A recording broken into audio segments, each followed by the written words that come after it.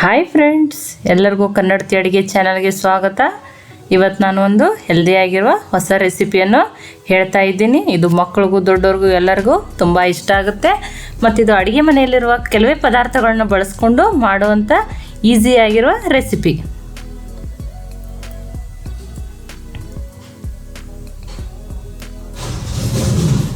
ಅದಕ್ಕೆ ನಾನು ಒಂದು ಬೌಲ್ ಆಗಷ್ಟು ಸೋಸ್ ಇಟ್ಕೊಂಡಿರುವಂಥ ಜೋಳದ ಹಿಟ್ಟನ್ನು ತಗೊಂಡೀನಿ ರೀ. 1 ಕಟ್ ಆಗಷ್ಟು ಸಬ್ಬಸಿಗೆ ಸೊಪ್ಪನ್ನು ತೊಳೆದು ಈ ರೀತಿ ಸಣ್ಣದಾಗಿ ಕಟ್ ಮಾಡಿ ಇಟ್ಕೊಂಡೀನಿ ರೀ.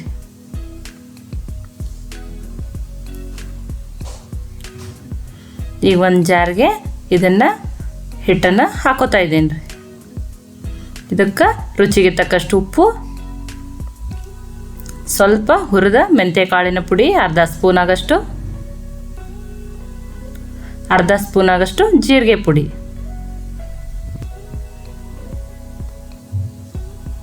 ಚಿಟಿಕೆ ಅರಿಶಿಣ ಪುಡಿ, ಒಂದು ಅರ್ಧ ಬೌಲ್ ಆಗಷ್ಟು ಬಿಸಿ ನೀರನ್ನು ಇದರೊಳಗೆ ನಾನು ಆ್ಯಡ್ ಮಾಡಿ ಚೆನ್ನಾಗಿ ಮಿಕ್ಸ್ ಮಾಡ್ತೀನಿ ರೀ.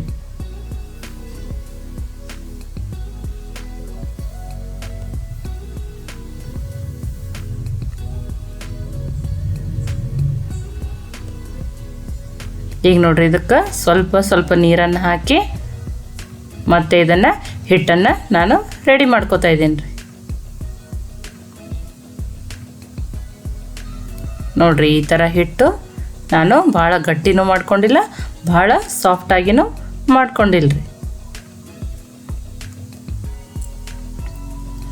ಈಗ ಈ ಹಿಟ್ಟಿನಿಂದ ಸ್ವಲ್ಪ ಈ ರೀತಿ ಹಿಟ್ಟನ್ನು ತೆಗೆದುಕೊಂಡು ಸ್ವಲ್ಪ ಕೈಗೆ ಆಯಿಲ್ ಹಚ್ಕೋತಾ ಇದ್ದೀನಿ.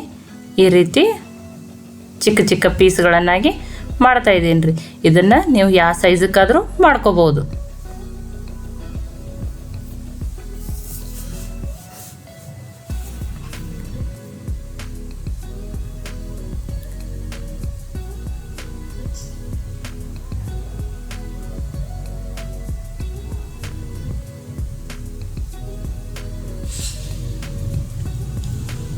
ನೋಡ್ರಿ, ಈ ರೀತಿ ನಾನು ಎಲ್ಲವನ್ನು ಒಂದೇ ರೀತಿ ರೆಡಿ ಮಾಡಿ ಈಗ ಇಟ್ಕೊಂಡೇನಿ ರೀ.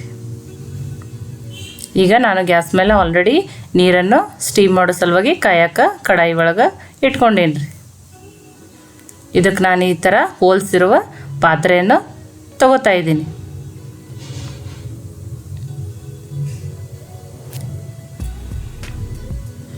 ಈಗ ಕಟ್ ಮಾಡಿರುವ ಸಬ್ಬಸಿಗೆ ಸೊಪ್ಪನ್ನು ಈ ರೀತಿ ಸ್ಪ್ರೆಡ್ ಮಾಡ್ತಾ ಇದ್ದೀನಿ. ಗ್ಯಾಸ್ ಈಗ ಅನ್ಕ ಲೋ ಫ್ಲೇಮ್ದಾಗಿರಲಿ ರೀ.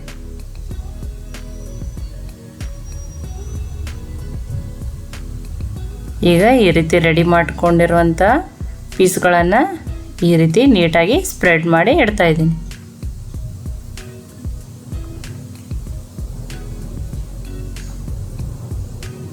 ಇದ್ರ ಮೇಲೆ ನಾನು ಸ್ವಲ್ಪ ಶೇಂಗಾ ಚಟ್ನಿಯನ್ನು ಸ್ಪ್ರೆಡ್ ಮಾಡತ್ತೀನಿ ರೀ.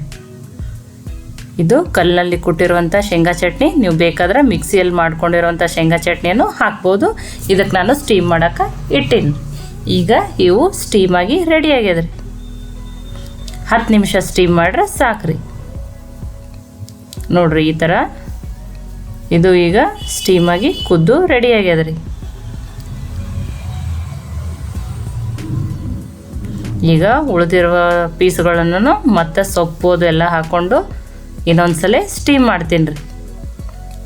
ಇದನ್ನು ಎಷ್ಟು ಸರಿನೂ ನೀವು ಈ ಥರ ಲೇಯರ್ ಆಗಿ ಮಾಡಿಕೊಂಡು ಸ್ಟೀಮ್ ಮಾಡ್ಕೋಬೋದು. ಶೇಂಗಾ ಚಟ್ನಿ ನೀವು ಖಾರ ಜಾಸ್ತಿ ತಿಂತಿದ್ರಂದ್ರೂ ನೋಡಿ ಹೆಚ್ಚಿಗೂ ಹಾಕೋಬೋದು ರೀ. ಈಗ ಒಂದು ಕಲ್ಲಿಗೆ ನಾನು 8ರಿಂದ 9 ಬೆಳ್ಳುಳ್ಳಿ ಹೆಸರುಗಳನ್ನ ಈ ಥರ ಜಜ್ಜಿ ರೆಡಿ ಮಾಡ್ಕೋತಾ ಇದ್ದೀನಿ ರೀ. ನೋಡಿರಿ, ಈಗ ಬೆಳ್ಳುಳ್ಳಿ ಪೇಸ್ಟ್ ಈ ರೀತಿ ರೆಡಿ ಆಗ್ಯದ ರೀ. ಈಗ ನೋಡ್ರಿ, ಇವು ಎಲ್ಲನೂ ಕುದ್ದು ರೆಡಿ ಆಗ್ಯದ್ರಿ. ಇದಕ್ಕೆ ನಾನು ಕುಟ್ಟಿರುವ ಬೆಳ್ಳುಳ್ಳಿಯನ್ನು ಹಾಕ್ತಾ ಇದ್ದೀನಿ.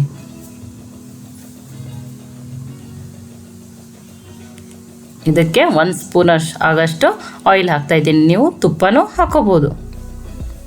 ಈಗ ಇದನ್ನು ಚೆನ್ನಾಗಿ ಮಿಕ್ಸ್ ಮಾಡೋಣ.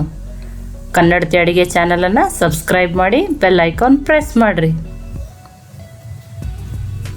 ಇದು ಬಿಸಿ ಬಿಸಿ ತಿನ್ನಕ್ಕಂತೂ ತುಂಬಾ ಟೇಸ್ಟಿಯಾಗಿರ್ತದೆ ರೀ. ಮಕ್ಕಳು ಇದನ್ನು ಕಿಚಪ್ ಜೊತೆನೂ ತಿನ್ಬೋದು ರೀ. ಇದನ್ನು ನೀವು ಖಂಡಿತ ಟ್ರೈ ಮಾಡಿ ಕಮೆಂಟ್ ಮಾಡಿರಿ.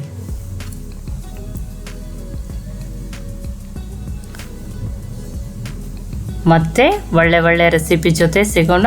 ಎಲ್ಲರಿಗೂ ಧನ್ಯವಾದಗಳು.